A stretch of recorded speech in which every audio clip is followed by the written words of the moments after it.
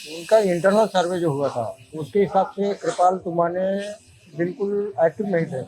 श्याम कुमार बर्वे के साथ में एक प्लस पॉइंट ये है कि रमेश कारामोरे मेरे ख्याल से लास्ट ईयर 2019 में रमेश कारामोरे चुनाव लड़े थे और वो अच्छे खासे उनको वोट मिले थे और वो वोट जो थे वो समाज के ही वोट थे उनके।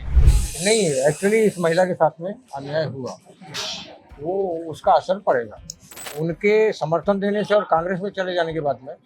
अब जो रिस्पांस वंचित को मिलना चाहिए, जो वोट मिलना चाहिए, वो अब उतने नहीं मिलेंगे। किशोर गजबे को उम्मीदवारी दिया जा सकता था और देना भी चाहिए, क्योंकि पिछली बार वो चुनाव लड़े थे और अच्छे खासे वोट लिए थे उन्होंने। रामटेक में सबसे बड़ा जो प्रश्न है वो बेरोजगारी का है। यहाँ पे रोजगार की कोई व्यवस्था नहीं है। 1000 करोड़ 2000 करोड़ ये सब दुनिया भर के फंडा है, लेकिन वो कहीं दिखते नहीं एक्चुअल ग्राउंड में।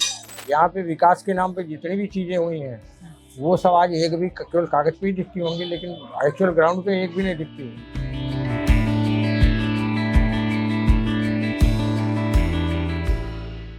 सध्या रामटेकमध्ये आहे आणि रामटेकमध्ये फिरत असतानाच रामटेक मधल्या काही लोकांच्या आम्ही प्रतिक्रिया घेतल्या. त्या संमिश्र प्रतिक्रिया होत्या अर्थात.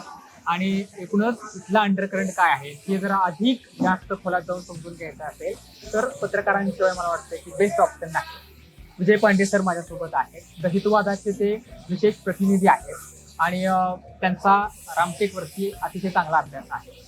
सर तुमचं विशेष भारीमध्ये खूप खूप स्वागत आहे. आता असं आहे की रामटेकमधून राजू पारवे उभे आहेत, दुसऱ्या बाजूला श्यामकुमार बर्वे उभे आहेत.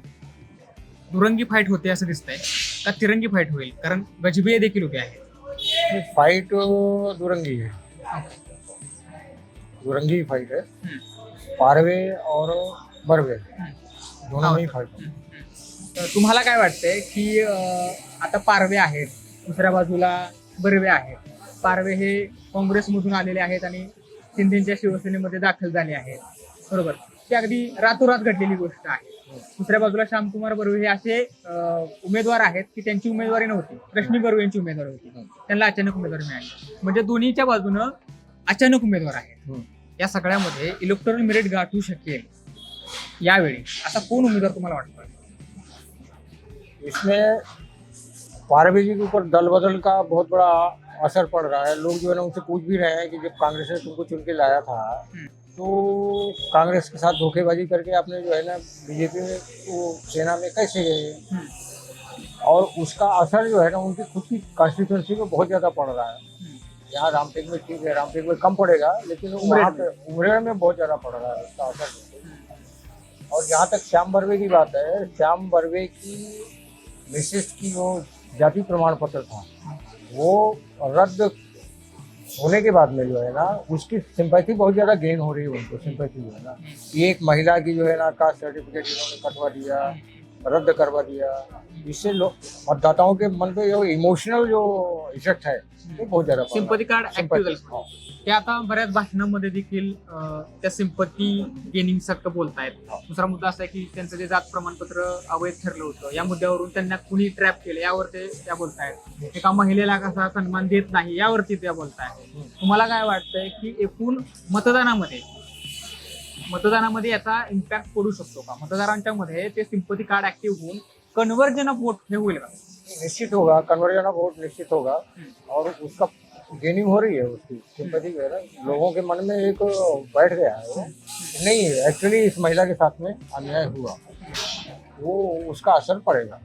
आता असं आहे की राजू पारवे हे काँग्रेसमध्ये होते, त्याच्यानंतर ते शिंदेच्या शिवसेनेमध्ये दाखल झाले. लोक त्यावरून त्यांना प्रश्न विचारतात खरं, पण मग भाजप असेल, शिंदेची शिवसेना असेल, एकूण महायुती असेल, तर त्या महायुतीला का वाटलं की राजू पारवेनं उमेदवारी द्यावी? कृपाल तुमाने सुद्धा त्यांच्या पुढे ऑप्शन होता. कृपाल तुमाने का था, लेकिन उन जैसी जानकारी जो है उनका इंटरनल सर्वे जो हुआ था उसके हिसाब से कृपाल तुमाने बिल्कुल एक्टिव नहीं थे, अँटी इन्कम्बन्सी होती. एंटी इनकम्बेंसी थी, और उस इंटरनल सर्वे में ये था कि ये हार जाएंगे चुनाव, लोग पसंद नहीं कर रहे हैं इनको। 10 साल इन्होंने जो है ना लोगों से कांटेक्ट में रहे ही नहीं बिल्कुल एकदम। तो ये सारी चीज़ें थी, इसको ध्यान में रख करके उन्होंने ये कैंडिडेट को जो है ना दूसरी पार्टी से ला करके और वो इसको फील्ड किया। आता सर असं आहे की इथली जी जातीय कॅल्क्युलेशन्स आहेत, ज्याच्या बाजूने जातीय कॅल्क्युलेशन प्लस मध्ये जातील तो उमेदवार जिंकून येईल असं दिसतंय. हो. इथं ओबीसी समाज कुणबी असेल, इथं तेली समाज आहे, याचं प्राबल्य खूप मोठ्या प्रमाणावर आपल्याला दिसतंय. एससी समाज आहे, त्याचंही प्राबल्य आहे. एकंदरीत ही सीट राखीव आहे. तर तुम्हाला काय वाटतं की कुठल्या बाजून जातीयची जी समीकरण आहे, तेली प्लस कुणबी असेल किंवा एससी समाज असेल, हे जाताना तुम्हाला दिसत आहेत, त्या समाजामध्ये कसा रोष आहे का, किंवा कुठल्याही नेत्याबद्दल पॉझिटिव्ह वातावरण तुमचं अनालिसिस काय आहे? जहाँ तक ओबीसी समाज का है प्रश्न, तो ओबीसी समाज जो है ना, अभी फिलहाल इनके जो है ना टोटल अगेंस्ट में थी. जातीय जनगणना ये वो जो मुद्दे लेकर के कर रहे थे वो डिमांड, उसको जातीय जनगणना नहीं हुई, ये वो नहीं हुई, तो उससे जो है ना वो नाराज है. और दूसरी चीज़ जो है ना, श्याम कुमार बर्वे के साथ में एक प्लस पॉइंट ये है कि रमेश कारमोरे प्रहार के जो जिलाध्यक्ष है वो तेली समाज से ही बिलोंग करते हैं, और उनके सक्रिय होने के बाद में बच्चू करू का समर्थन उनको जो मिला, तो वो दिन रात एक कर रहे हैं. उससे भी तेली समाज के थी. ये मेरे ख्याल से लास्ट ईयर 2019 में रमेश कारमोरे चुनाव लड़े थे, और वो अच्छे खासे उनको वोट मिले थे, और वो वोट जो थे वो समाज के ही वोट थे. आता असं आहे की इथं वंचित कडून शंकर चहांदे यांनी उमेदवारी भरली, त्याच्यानंतर अर्ज मागेही घेतला, नंतर मग ते आता तर काँग्रेसमध्ये दाखल झालेले आहेत. असं एका बाजूला सिच्युएशन आहे.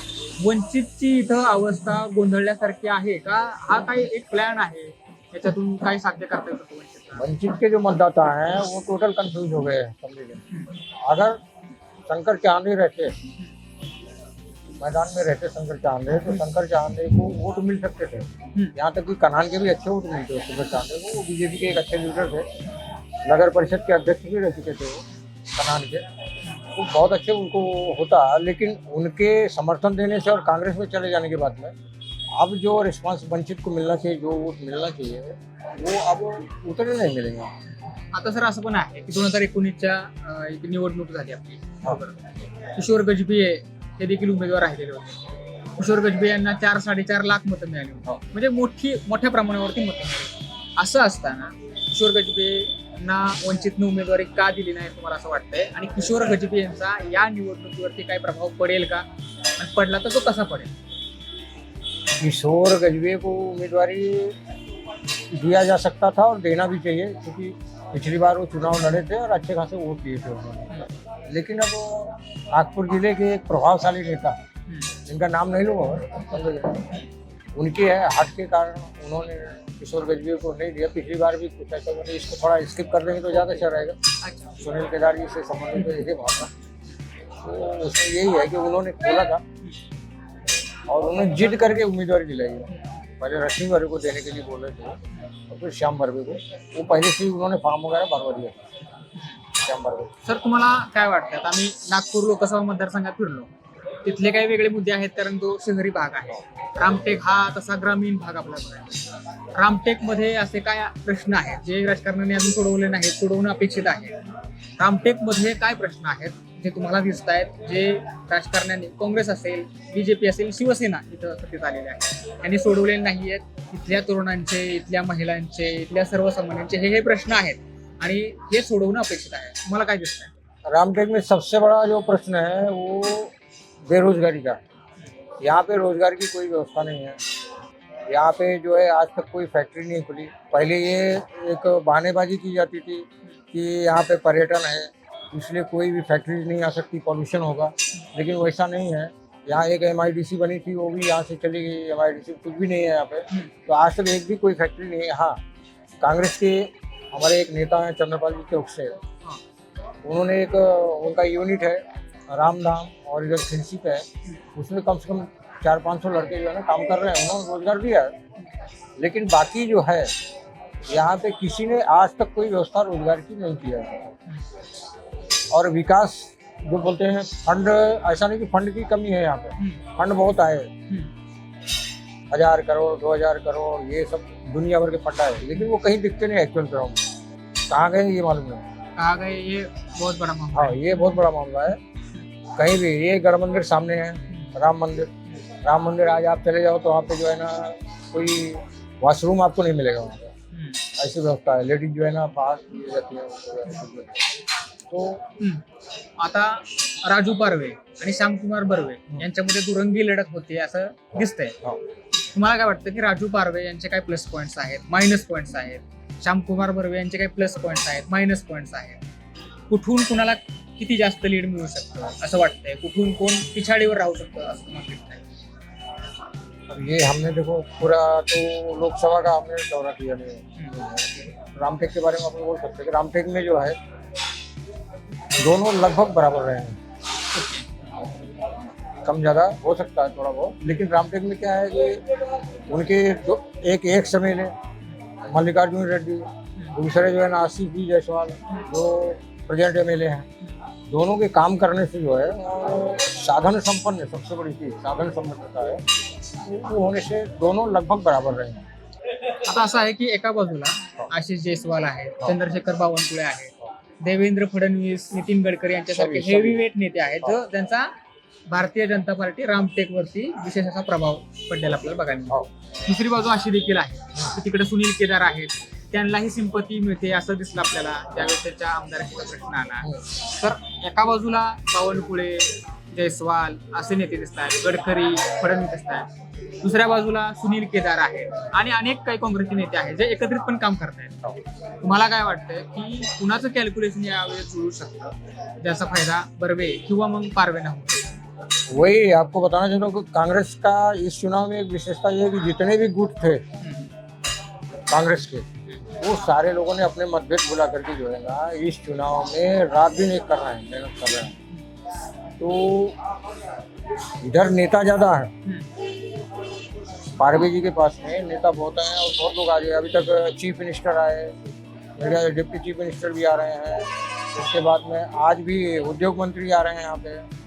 तो प्रचार में बहुत आगे हैं वो, ढेर सारे नेता हैं, लेकिन जो लोगों की एक धारणाएं बनती जा रही हैं, लोगों का जो एक कैलकुलेशन बन रहा है उनके बारे में, वो बढ़ता जा रहा है, कम नहीं हो रहा है। श्याम बर्वे के बारे में वो बढ़ रहा है, कम नहीं हो रहा है, सिंपथी कार्ड एक्टिव हो रहा है. एक्टिव हो रहा है।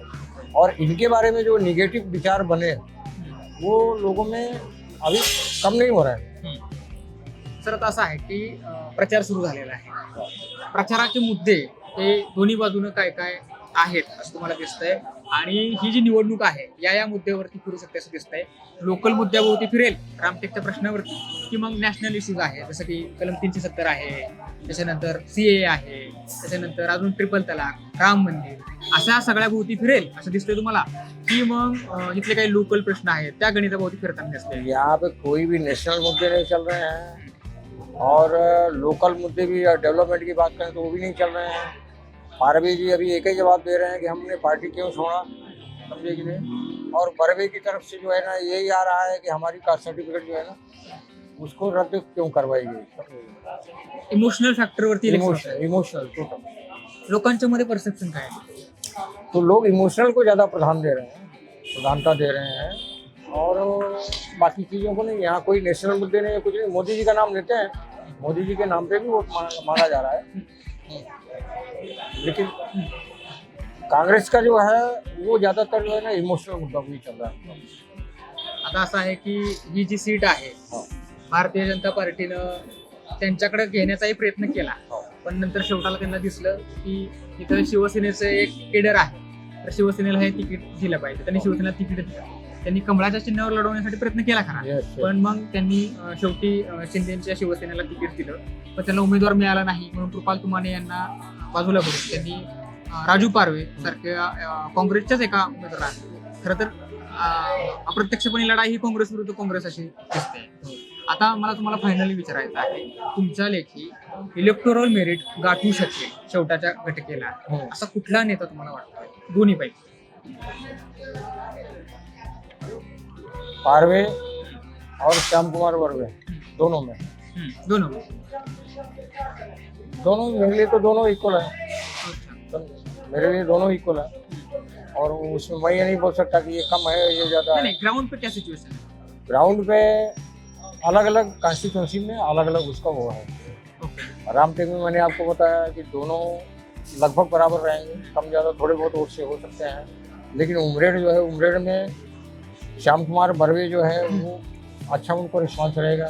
कामठी में वो पारवे जी आगे रह सकते हैं। सावनेर जो है, सावनेर में जो रिपोर्ट मेरे को जिस ढंग से है, सावनेर में सुनील केदार के होने से जो है वहाँ पे श्याम कुमार वर्मा ही रहेंगे। ऐसे अलग अलग जगह के अलग अलग वो हैं सीटें। एकदम फायनल प्रश्न विचारतो, आता असं आहे की केंद्र सरकार असेल त्यांच्याबद्दल काही जणांच्या मध्ये नाराजी दिसून येते, हो. काही जणांच्या मध्ये सकारात्मक वातावरण आहे. सेम वे राज्य सरकारबद्दल तसंच आहे. राज्य सरकारनं काही गोष्टी चांगल्या केल्या तर सकारात्मक वातावरण आहे, निगेटिव्ह वातावरण देखील आहे. रामटेककरांच्या मध्ये, तरुणांच्या मध्ये, महिलांच्या मध्ये, सर्वसामान्यांच्या मध्ये काय त्यांच्यामध्ये धारणा आहे की सरकारबद्दल, दोन्ही सरकारबद्दल? महंगाई को लेकर के जो बहुत ज़्यादा परेशान है महंगाई से, उनको भले ही मुफ्त में राशन मिलता है, मुफ्त में अनाज मिलता है, लेकिन जो और आवश्यक चीज़ें जो है डोमेस्टिक खरीदना पड़ता है ना, उससे बहुत ज़्यादा परेशानी है उनको। उसके बाद जो रामटेक का ओवरऑल रामटेक गढ़ मंदिर जो है ना, उसका कोई विकास नहीं हो पाया है। यहाँ पे विकास के नाम पे जितनी भी चीज़ें हुई हैं वो सब आज एक भी केवल कागज़ पे ही दिखती होंगी, लेकिन एक्चुअल ग्राउंड पे एक भी नहीं दिखती हो, समझे। तो ये सारी चीज़ों को लेकर लोग जो है ना वो सोच रहे हैं, उनके मन में एक धारणा बन गई है, निगेटिव धारणा बन गई है गवर्नमेंट के। तर हे होते पांडे सर. पांडे सरांनी आपल्याला बऱ्याच गोष्टी सांगितल्या. रामटेक लोकसभा मतदारसंघाचे ऍक्च्युअल प्रश्न काय आहेत, त्याच्यानंतर सरकारबद्दल तरुणांच्या मध्ये, सर्वसामान्यांच्या मध्ये काय धारणा आहे ते देखील त्यांनी सांगितलं.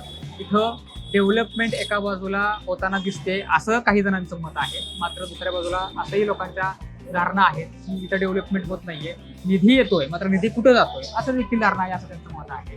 एकंदरीत विकासापेक्षा, लोकल मुद्द्यांपेक्षा, नॅशनल इश्यूजपेक्षा इथले जे इलेक्शन आहे ते लोकल सिंपतीवरती चालेल असं दिसतंय. एका बाजूला श्यामकुमार बर्वे आहेत, दुसऱ्या बाजूला राजू पारवे आहेत.